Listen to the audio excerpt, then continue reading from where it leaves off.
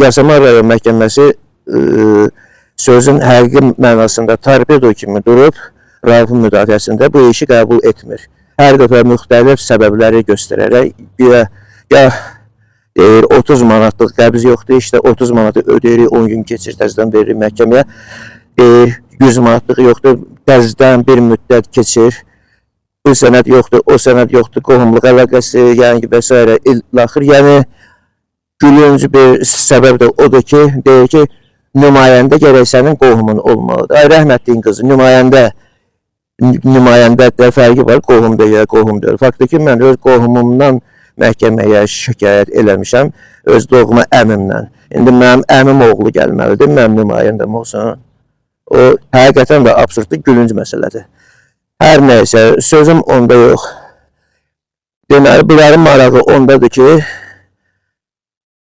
iş məhkəməyə düşməsin. Çünki məhkəməyə getsə iş, Rauf Əliyevin cinayətinin üstü açılacaq.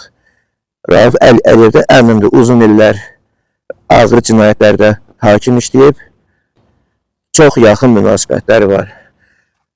Neçə dəfə məhkəməyə müraciət olunsa da, hər dəfə düşür aydan orucluya və hər dəfə də aydan oruclu geri qaytarır. Yəni, geri qaytarmağın da şey odur ki, yəni məhkəməyə düşsə, Raufun evi yıxıldı.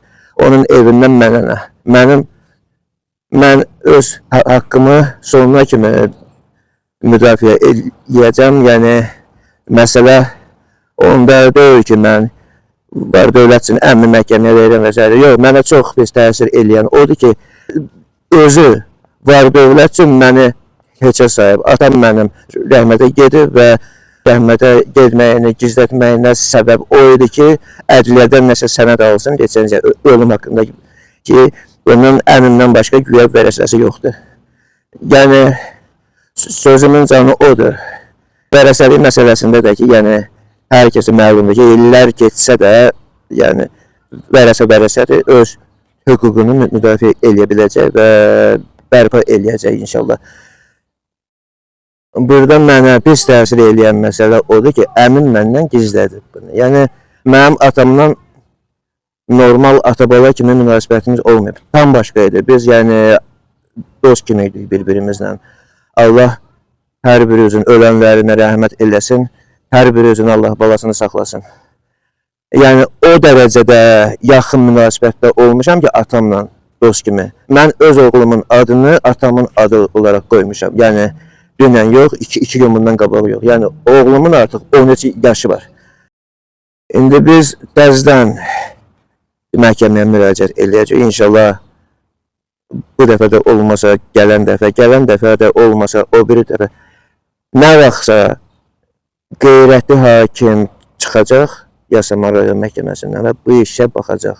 Yəni, nə üçün deyirəm qeyrətli hakim? Onun üçün ki, yəni, bir təsəvvür eləyin, bu biri hakimlər də nə qədər qeyrətsizdirlər ki, görür ki, burada öz qardaşı oğlunun haqqına girir, öz qardaşı oğlunun haqqını mənimsəyir, pulunu oğurlayır və bunlar da ona yəni ki, kömək edirlər.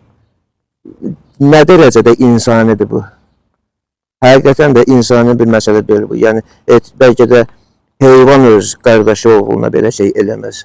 Heyvandan da betər hərəkətdir bu. İnşallah Allahın köməkliyi ilə, yəni bu məsələyə sonuna kimi gedəcəm. Allah inşallah bizimlədir. Çox xahiş edirəm ki, xalqım da mənimlə olsun. Hər birinizə qulaq asdığınız üçün təşəkkür edirəm. Tez-tez məlumat verəcəm bu barədə. Sağ olun.